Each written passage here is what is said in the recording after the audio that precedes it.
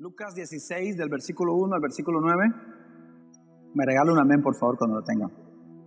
Dice la Biblia: Jesús contó otra parábola a sus discípulos. Un hombre rico tenía un administrador a quien acusaron de derrochar sus bienes. Así que lo mandó a llamar y le dijo: ¿qué es esto que me dicen de ti? Rinde cuentas de tu administración, porque ya no puedes seguir en tu puesto. El administrador reflexionó: ¿qué voy a hacer ahora que mi patrón está por quitarme el puesto? No tengo fuerzas para acabar y me da vergüenza pedir limosna. Tengo que asegurarme de que cuando me echen de la administración haya gente que me reciba en su casa, y sé lo que voy a hacer. Llamó entonces a cada uno de los que le debían algo a su patrón. Al primero le preguntó: ¿cuánto le debes a mi patrón? 100 barriles de aceite, le contestó él. El administrador le dijo: toma tu factura, siéntate enseguida y escribe 50. Luego preguntó al segundo: ¿y tú cuánto debes? 100 bultos de trigo, contestó. El administrador le dijo: toma tu factura y escribe 80. Elogió al administrador de riquezas mundanas por haber actuado con astucia. Es que los de este mundo, en su trato con los que son como ellos, son más astutos que los que han recibido la luz. Vamos a orar. Padre, te damos gracias. Gracias, Señor, porque tú eres bueno. Te necesitamos, Señor. Necesitamos escucharte hablar, Señor, en nuestro corazón. Que nuestros oídos espirituales sean abiertos, Señor. Tu palabra dice: el que tiene oídos para oír, oiga lo que el Espíritu dice a la iglesia.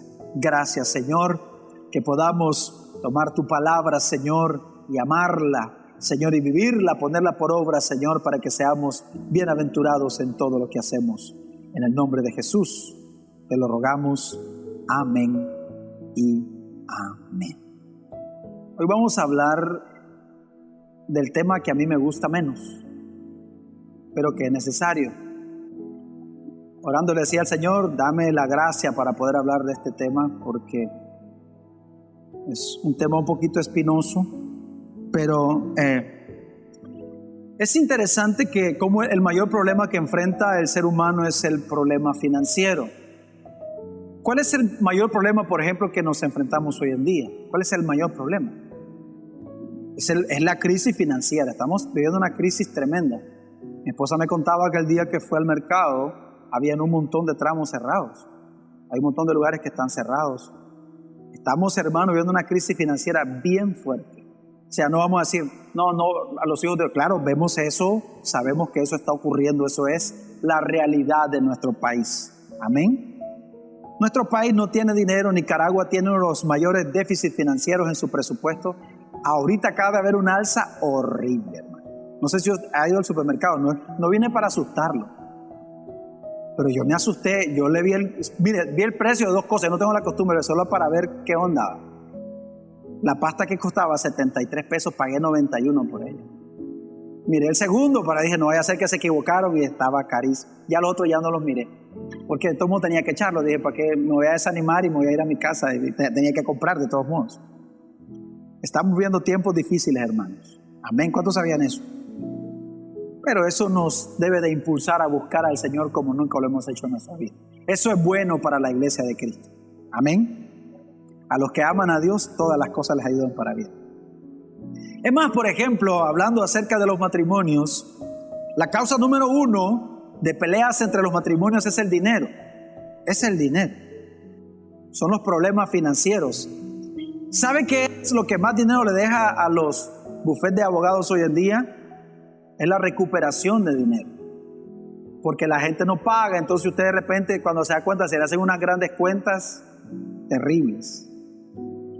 Lo digo, hermanos, o sea, hablando acerca de la recuperación del dinero de las empresas, pero yo sé que este tema a la iglesia no le gusta mucho, hablando de nosotros como congregación. Pero como dije, no importa que a usted no le guste, hoy vamos a hablar acerca de un principio que se llama las finanzas del reino. Tocaba hablar de este principio de las finanzas del reino.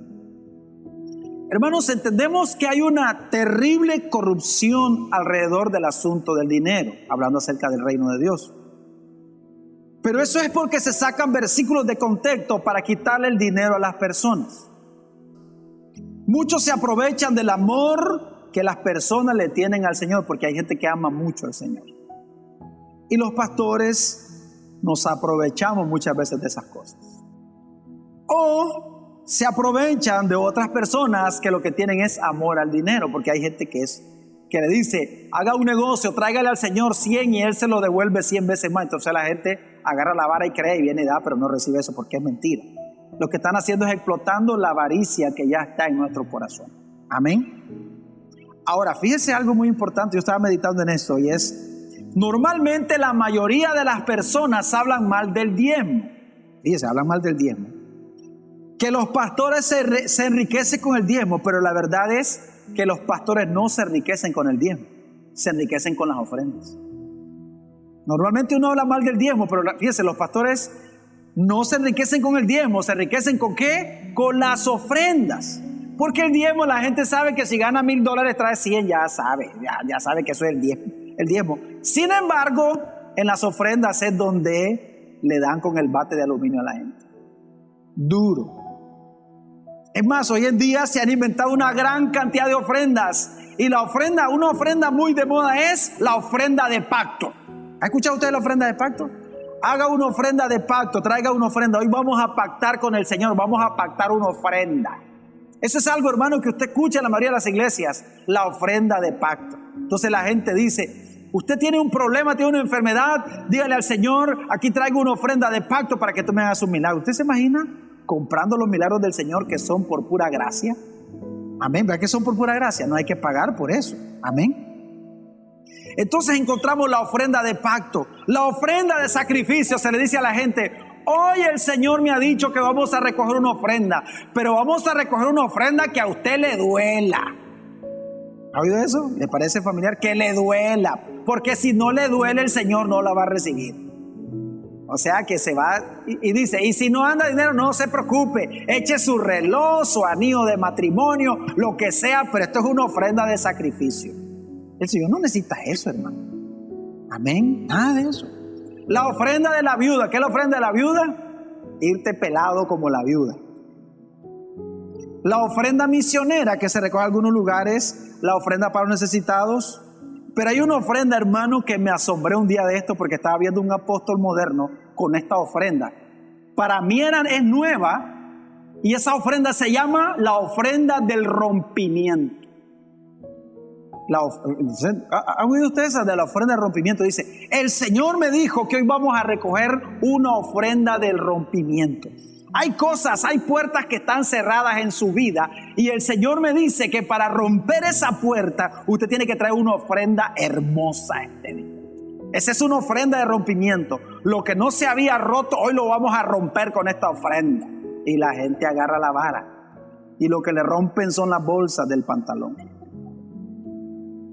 Eso es, hermano, la realidad de la iglesia de Cristo. Si no, ponga enlace y se va a dar cuenta. Eso es desgraciadamente eso es lo que vemos hoy en día. Es más, hay algo que está muy de moda. Cuando uno de los ungidos en este tiempo suelta una palabra, para que esa palabra sea sellada en el corazón, debe usted salir corriendo al altar y sellar esa palabra con una ofrenda, con dinero. Y entonces, no sé si se ha fijado, sale corriendo la gente, el apóstol está dando la palabra y la gente sale corriendo y tira dinero en la tarima. ¿Se ha fijado? ¿Sabe qué están haciendo? Están sellando la palabra, porque si no traen una ofrenda, la palabra no se sella. Esa es la realidad de la iglesia de Cristo en este tiempo. En la mayoría de las iglesias se recogen entre 3 y 4 ofrendas. Por eso es que los pastores estamos colorados. Esa es la verdad. Y eso es corrupción. Y un día el Señor traerá juicio a todos esos lobos rapaces. El Señor les va a pedir cuenta un día.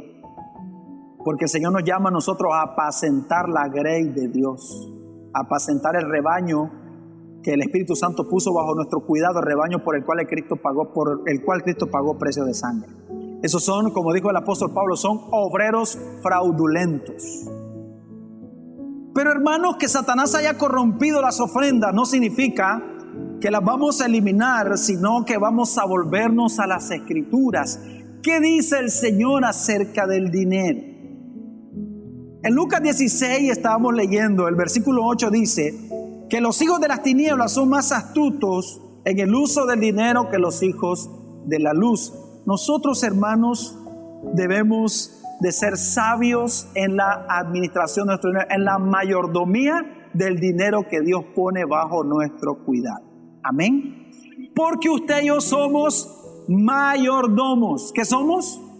Mayordomos, somos administradores. Dígale que vos solo sos un administrador.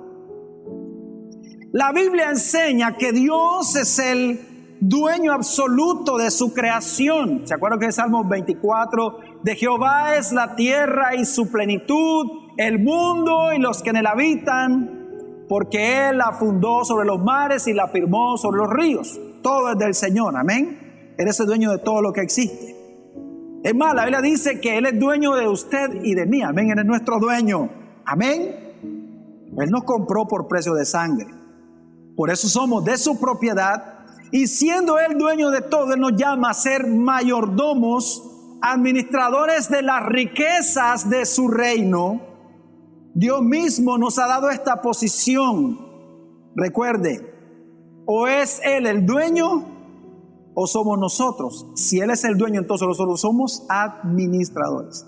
El mayor pecado del mayordomo es usar los bienes de su amo para sus propios fines y deleites. Lo vuelvo a repetir.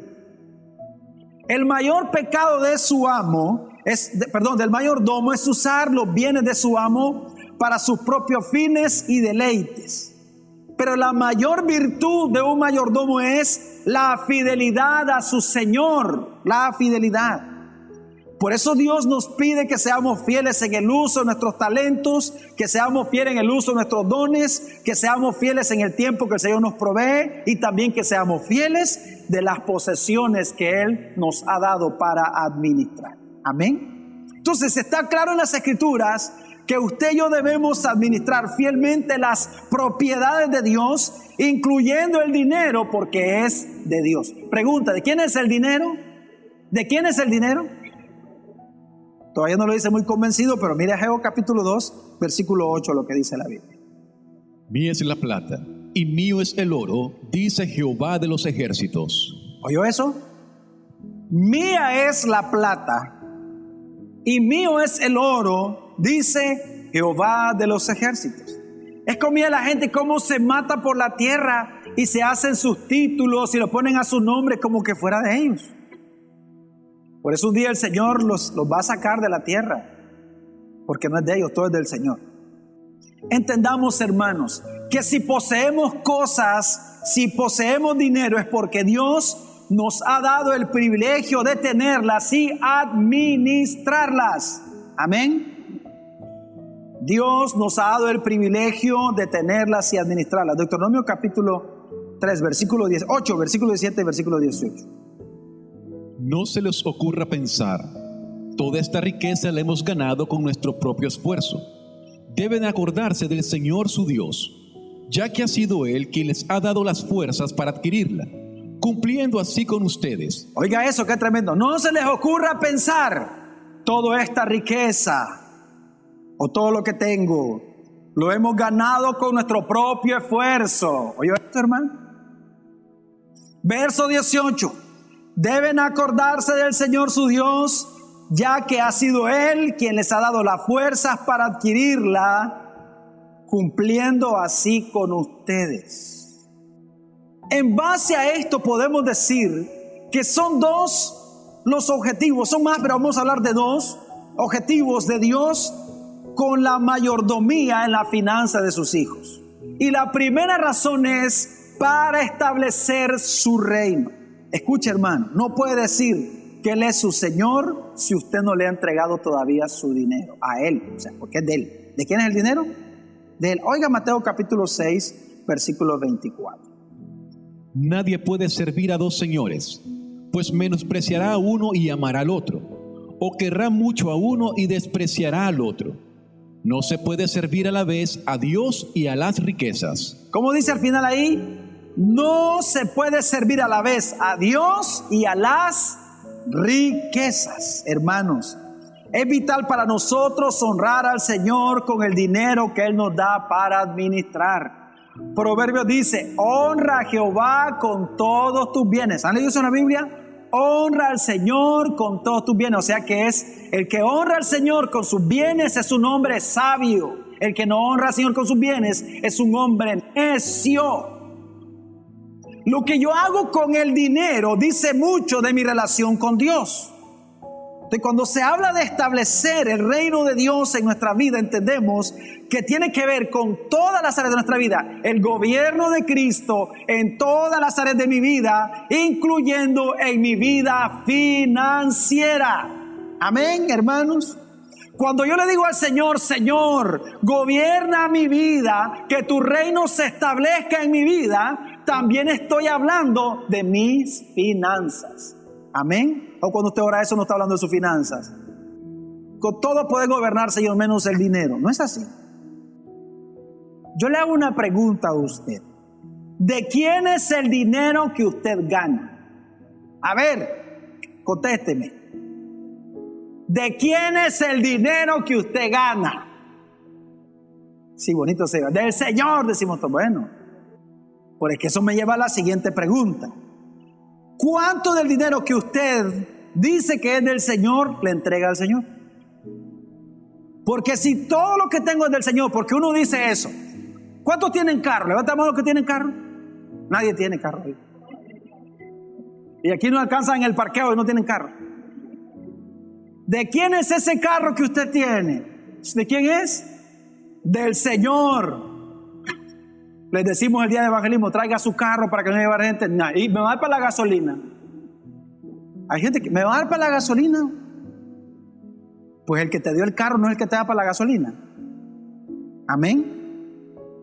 Entonces, le vuelvo a hacer esta pregunta. ¿De quién es el dinero que usted gana? ¿De quién es? Del Señor. Ok, del Señor es. ¿Cuánto del dinero que usted gana le entrega al Señor?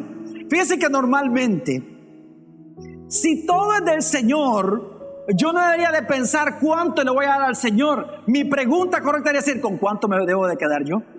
Porque todo es de Él. Pero nosotros siempre hacemos las preguntas equivocadas en esta vida. Mire, hermano, siempre que he hablado con personas acerca del diezmo, porque alguien la vez pasada me decía, pastor, me gusta su predicación, pero usted cree en el diezmo y eso no es de Dios. Ok, normalmente.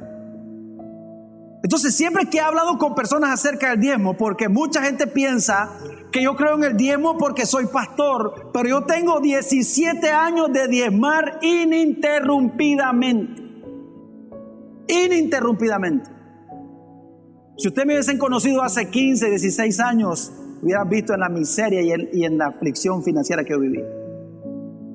Entonces, ellos siempre usan la vieja confiable. Usted ya sabe cuál es la vieja confiable, ¿verdad? El diezmo es del Antiguo Testamento. Esa es la vieja confiable de mucha gente. Pero entonces, yo les hago a ellos esta misma pregunta. Yo les digo, ¿de quién es el dinero que vos ganás? ¿Y sabe cuál es la respuesta de ellos? Del Señor.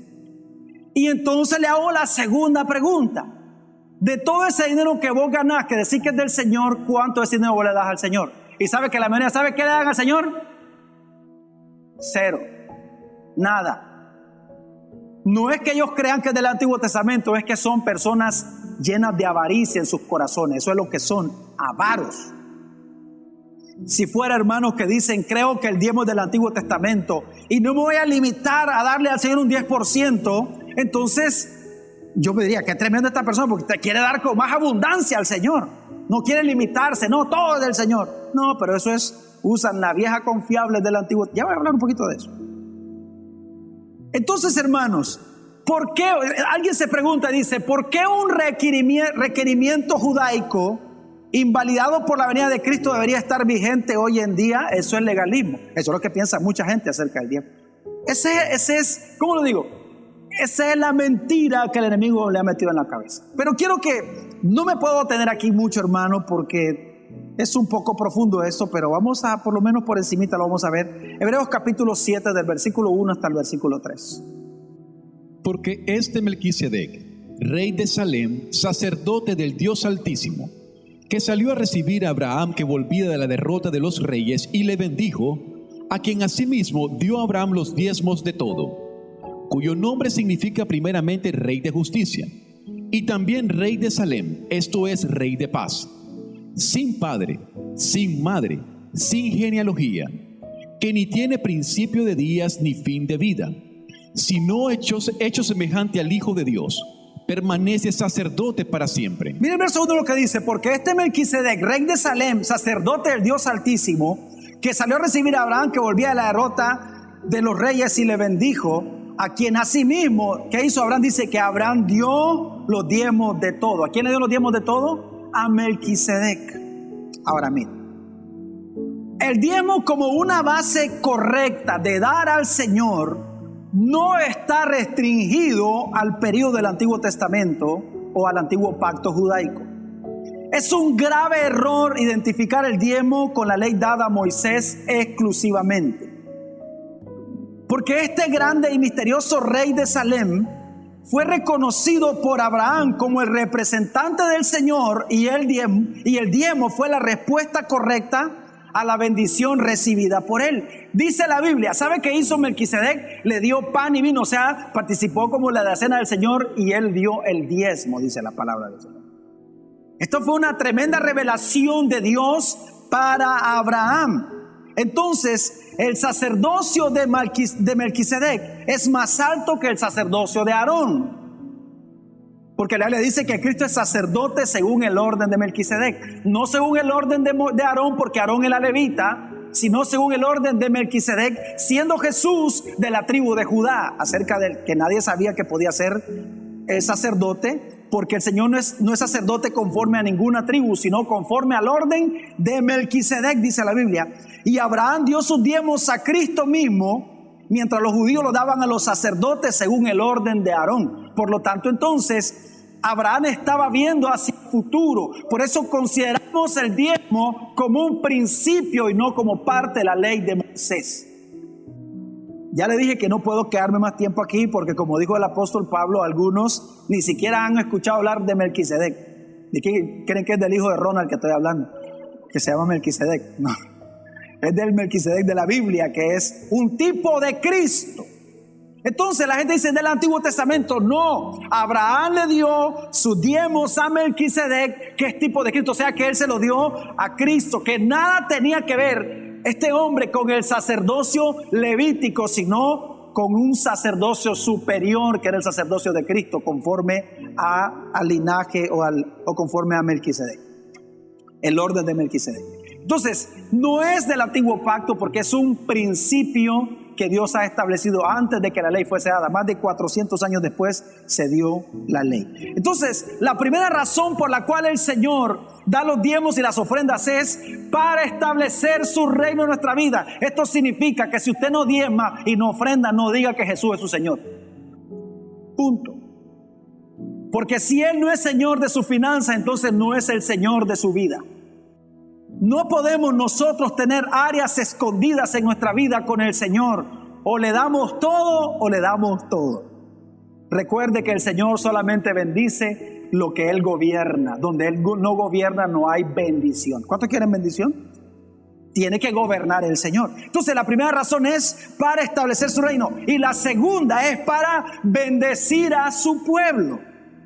Miren lo que dice 2 Corintios capítulo 9, versículos 6 y versículo 7. Pero esto digo, el que siembra escasamente, también segará escasamente. Y el que siembra generosamente, generosamente también segará. Cada uno dé como propuso en su corazón, no con tristeza ni por necesidad, porque Dios ama al dador alegre. Oiga, qué tremendo ese versículo. Pero esto digo, dijo el apóstol Pablo, el que siembra escasamente, ¿qué pasa? Dice la Biblia, también cosechará escasamente.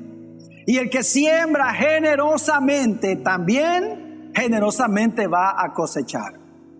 Mira el verso 7, cada uno dé como propuso en su corazón. Aquí está el gran problema, hermano. Cuando uno no da, no es porque el antiguo, no, es un problema del corazón. Amén. El que no da es porque tiene un corazón lleno de avaricia. Y el apóstol Pablo aquí en el capítulo 9 está hablando de dinero. Eso está hablando, no está hablando de otra cosa. No me diga que es un simbolismo, nada. Aquí está hablando de dinero. No es metafórico, es dinero lo que está hablando el apóstol. Por esto digo, el que siembra escasamente también segará escasamente, y el que siembra abundantemente, abundantemente va a cosechar. El apóstol enseña que la ofrenda es como una semilla que siembra y cada uno decide qué tipo de cosecha quiere tener. Amén. Yo decido cómo quiero que Dios me dé. Fíjense, no es el Señor el que decide cómo quiere darnos, no, Él ya estableció. Yo soy el que tomo la decisión. ¿Cómo quiero que Dios me dé? ¿Quiero que Dios me dé escasamente o quiero que Dios me dé abundantemente? ¿Cuántos quieren abundantemente? Sí, ¿verdad que sí queremos? ¿Cuántos quieren abundantemente? Entonces, la forma de recibir abundantemente, ¿cómo es? El que siembra abundantemente, entonces va a cosechar abundantemente. Por eso la Biblia dice: dad y se os dará, medida buena, apretada, remecida y rebosante dará en vuestro regazo. Porque con la medida que medís, os volverán a medir. El problema es que hemos despreciado la mayordomía y la mayoría son administradores infieles del dinero del Señor. Y estamos tomando el dinero del Señor para nuestro propio beneficio y para nuestros propios deleites. Por eso entonces es que tenemos serios problemas financieros en nuestra vida. Por eso la clave, verso 7. Cada uno dé como propuso en su corazón. Fíjense, ahora lo voy a decir de una forma diferente. Cada uno da conforme a lo que hay en su corazón. Si usted no da nada, ¿es por qué? Es porque no hay nada en su corazón. No hay nada en su corazón hacia el Señor. No hay nada. No hay agradecimiento, no hay obediencia, por lo menos en la parte financiera. No hay. Cada uno dé como propuso en su corazón, no con tristeza ni por necesidad. Y mira lo que dice después, ¿por qué? Porque Dios ama. ¿A quién ama el Señor? Al dador alegre. Por eso, hermanos, el Señor dice que cuando yo doy mis diezmos y mis ofrendas, el Señor me abre las compuertas de los cielos y me bendice hasta que sobreabunde. Un cristiano que no diezma y no ofrenda, no estoy diciendo que está en maldición, que se va al infierno, no estamos hablando de eso, porque ahora ya no hay maldición en nuestra vida, amén, hermanos, ya el Señor. Pero no es lo mismo estar bajo maldición que no andar en bendición. Y yo quiero andar en bendición en mi vida. ¿Cuántos quieren eso? No por tristeza ni por necesidad, porque Dios ama al dador alegre. Y eso me lleva a ese Salmo 127 que dice: de nada le sirve al hombre levantarse muy temprano a trabajar, irse a muy tarde a descansar, porque Dios a su amado lo bendice mientras duerme. Eso es algo glorioso, hermano. La ofrenda es como una semilla y cada uno decide qué tipo de cosecha debe de tener. Hermano, la Biblia está llena, una cantidad impresionante de versículos que hablan acerca de la finanza, que hablan acerca de la importancia de diezmar y de ofrendar. Por ejemplo, dice la Biblia, en Eclesiastés dice: siembra por la mañana, siembra por la tarde, porque no sabes cuál cosecha será mejor, la de la mañana o la de la tarde, o si las dos serán igualmente buenas. Dice otra vez: echa tu pan sobre las aguas y después de mucho tiempo la encontrarás. Ahora, mire este versículo, este es uno de los versículos que más me gusta a mí, hablando acerca de esto. Proverbios 11, 24 y 25. Hay quienes reparten y les es añadido más. Y hay quienes retienen más de lo que es justo, pero vienen a pobreza. El alma generosa será prosperada, y el que saciare, él también será saciado. ¿Oyó eso? ¿Cómo comienza diciendo? Hay quienes reparten. ¿Qué pasa con los que reparten? Y les es, ¿qué cosa? Añadido, ¿qué? Más. ¿Qué hace el Señor? Nos añade más. Ahora dice: hay quienes retienen más de lo que es justo, pero vienen a pobreza. Verso 25. El alma generosa será prosperada, y el que saciare, él también será saciado. El que cuida a su hermano, el que le ayuda a su hermano que está pasando una situación difícil, él también recibirá ayuda cuando esté pasando una situación difícil. La gente que dice, ahí no hay amor, tuve problemas y nadie me ayudó, pero ¿a cuántos ayudaste vos? Esto es una, hermano, lo que uno siembra, eso cosecha. Amén. Entonces mire, quiero leer el verso 7 una vez más de 2 Corintios 9. Dice, cada uno dé como propuso en su corazón, no con tristeza ni por necesidad, porque Dios ama al dador alegre. Hermano, ¿cómo debemos de dar? Debemos de dar con alegría. Yo le hago una pregunta, ¿cuántos de ustedes realmente se gozan cuando diezman y ofrendan? ¿Cuántos se gozan? Dice, qué glorioso poder darle a mis señores. Hermano, eso es una cosa gloriosa. Deberíamos de encontrar ese gozo en darle al Señor. Hay cristianos que no se gozan en darle al Señor. No se gozan. Lo siente como una carga. Todo eso tengo que darle. La vez pasada he hablado con un hermano que me dijo, ¿usted se imagina, pastor? Yo di de diezmo, que me dijo $170. No, le digo, me imagino yo que el Señor te dio 1,700. Sí, me dijo. ¿Por qué te estás imaginando lo que diste? Imagínate lo que Dios te dio, $1,700. Siempre hacemos las preguntas equivocadas. Ahora, nunca se debe dar obligado por nadie.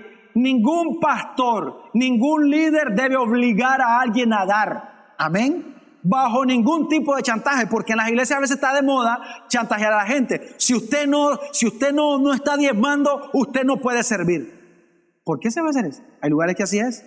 Es más, hay lugares, usted se va a asustar, hay lugares donde está la lista allá afuera, lista de los que diezman.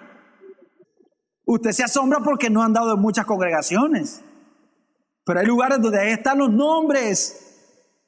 Ahorita se les va a ocurrir lista de los que no diezman, de los morosos con el Señor. Estos están aquí, lista de los morosos. No se puede, hermanos, de ninguna manera obligar a una persona a dar. Esto es algo de conciencia. Amén. Conciencia. Entonces, ¿qué es lo que pasa en muchas congregaciones? Como la gente no tiene conciencia, la mayoría para dar, entonces lo que hacen es coaccionarlos para sacarles. Y hay gente que solo así da. Está bueno que los hayan pelado, porque hay gente que solo así da. Solo así dan. Se les pasa a una persona a dar un testimonio, hermano, yo diezmé este mes, hice un pacto con el Señor y el Señor me bendijo y me fui el fin de semana pasado no me vio, verdad, es que andaba en Montelimar, el Señor me regaló eso. Entonces la gente dice, yo también quiero ir a Montelimar, aquí está mi ofrenda. Y dan y no lo, pero ni al ni al malecón. Sí. Porque no es así, no es coaccionado, no es ningún chantaje. Usted debe de hacerlo porque usted reconoce, usted ha aprendido que usted es un mayordomo, que todo lo que recibimos, hermanos, entendamos, de todo lo que recibimos vamos a dar cuenta en esta vida. Amén. ¿Cuántos creen eso? Ahora, quiero que oiga usted el versículo 8, 2 Corintios 9:8 dice, hablando acerca de, voy a leerlo juntos los tres, hermanos. Pero esto digo, ya termino, ya nos vamos, no se preocupe, ya no lo voy a seguir hablando de reales porque ya los miro preocupados. Pero esto digo, el que siembra escasamente también segará escasamente. El que siembra generosamente, generosamente también segará. Cada uno dé como propuso en su corazón, no con tristeza, ni por necesidad, dicen otras, ni por obligación, dicen otras versiones, porque Dios ama al dador alegre. Y mira este versículo que dice, y poderoso es Dios para hacer que abunde en vosotros toda gracia. A fin de que teniendo siempre, ¿teniendo cuándo? Si usted es una persona que ama al Señor, una persona que da, una persona que es generosa, ¿sabe qué? Usted siempre tendrá. Y mire qué tremendo. Teniendo siempre en todas las cosas, ¿cuánto? Todo lo suficiente, abundéis para toda buena obra. Entendamos algo, hermano. El apóstol Pablo dice que si yo soy una persona que siembra abundantemente con alegría, no por obligación, no por necesidad, el Señor siempre cuidará de mí. ¿Cuántos quieren que Dios cuide siempre de ustedes? Dios cuida de los generosos, hermano. Quiero que lo entiendan. Entonces, ¿qué hará el Señor? Él me dará toda gracia. Toda gracia fluirá en mi vida en abundancia, para que siempre yo tenga lo suficiente, todo lo que yo necesite. Por eso estos versículos no son una promesa de recompensa material por nuestra mayordomía, sino que va más allá, es una promesa de gracia suficiente para todas las áreas de nuestra vida, para que tengamos siempre todo y suficiente, dice todo lo suficiente y que abundemos para toda buena obra. Esta es una promesa del favor de Dios sobre nuestra vida. No es dinero solamente, hermano. Tiene que ver con todas las cosas. Lo leo una vez más para terminar. Y poderoso es Dios para hacer que abunde en vosotros toda gracia, a fin de que teniendo siempre en todas las cosas todo lo suficiente, abundéis para toda buena obra. Hermano, yo le digo una cosa. Las personas que no diezman y no ofrendan, ¿sabe qué me dan a mí? Me dan mucha tristeza. Me dan tristeza. Porque yo digo, son personas que no conocen el gozo de dar. Porque el Señor, como dijo el apóstol Pablo, como dijo el Señor Jesús, es más bienaventurado dar que recibir. Y la bienaventuranza tiene que ver con ser plenamente feliz. O sea que los que dan, los que damos, somos personas plenamente felices. Hermanos, ojalá que podamos entender que no somos dueños de nada, solo somos administradores. Y que el Señor puede tomar lo que Él quiera de lo que nos ha dado, porque todo es de Él. Amén. Fíjese bien, el Señor, no el pastor, no el líder, no eso que te profetizan. Dice el Señor que andas un billete de 500 que me lo des. Tal vez te miró que te saque. No. Es el Señor el que puede tomar de nosotros lo que Él quiera, no el pastor, el Señor. Amén. Este es un asunto de conciencia. Es de entender, Señor, somos administradores, somos mayordomos. Y yo, Señor, quiero que en mi vida abunde toda gracia. No solo dinero, sino que quiero que abunde toda gracia en mi vida. Hermanos, nunca nos olvidemos, somos mayordomos. El salmista dijo en Crónicas, dijo, Señor, de lo recibido de tu mano te damos. Eso es lo otro, el Señor nunca le va a pedir a usted lo que no le haya dado antes. Yo no sé si les comenté la vez pasada, me llamó un hermano y me dijo, pastor, estoy teniendo problemas financieros. ¿Será que le puedo hacer una promesa al Señor de darle? No es una promesa. ¿Será que puedo llevar una ofrenda a su congregación para que el Señor me dé? Yo le dije, no funciona de esa manera, hermano. Yo no le doy a Dios para que Él me dé. Yo le doy porque Él ya me dio. Claro, a mí me convenía decir, tráigale, hermano, gloria a Dios, vamos a orar para que se la multipliquen. No, pero imagínense, y mi integridad delante de Dios. Yo le dije, no es así como funciona. Porque hay gente que dice, si no lo tiene usted, dé la ofrenda, traiga la ofrenda y va a ver que el Señor... Hay una frase que se me quedó pegada una vez en mi mente que alguien dijo, si lo que vos tenés no te resuelve, entonces una semilla, dice. O sea, si vos tenés $1,000 y son 1,500, entonces no es que da los $1,000 como una semilla. No es así. Uno debe de dar, hermano, lo que Dios ha puesto en su corazón. Pero tiene que abrir su corazón uno al Señor y decirle, Señor, aquí está mi corazón. Yo quiero que mires mi corazón y te des cuenta que en mi corazón no hay amor por el dinero. Que mi amor es hacia ti, porque raíz de todos los males, ¿qué dice la Biblia? No es el dinero, es el amor al dinero. ¿Y cómo nosotros le agarramos al amor a los mojosos, hermano? Esos billetitos nos jalan a nosotros. Ay, papá, sabroso, si es que mentira. Tenemos una avaricia en el corazón, pero bien pegada. Por eso, hermanos, necesitamos aprender a vivir nuestra vida por medio de principios. Y este principio es que somos mayordomos de lo que Dios nos ha dado. Lo segundo es, y ya termino con esto, usted no tiene que poner su nombre, no. Porque él te dice, no, ponga su nombre, ¿para qué? Si quiere, okay. Ahora, no estoy diciendo que sea pecado si quiere, si usted dice, no, porque a veces pones tu nombre y es mi nombre que va ahí, y el nombre de uno es muy importante, ¿sí o no? Pero no es tampoco que el Señor sabe, porque el Señor sabe, amén, hermano. Pero lo importante es que no haya alguien aquí en esta congregación que tenga un corazón mezquino con Dios. Cuidado, hermano, con la mezquindad del corazón, porque de acuerdo a lo que usted da, usted va a recibir. Si usted le trae limón al Señor, ¿sabe qué va a recibir el Señor? Limones. Todo lo que yo siembro, eso voy a cosechar. Vamos a orar esta noche. Padre, te damos gracias.